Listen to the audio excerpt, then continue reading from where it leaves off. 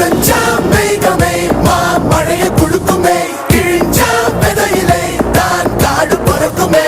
புதிய எதிரியை வா என்னை எதிர்க்கவே, பழைய எதிரிகள் என் ரசிகர் படையிலே.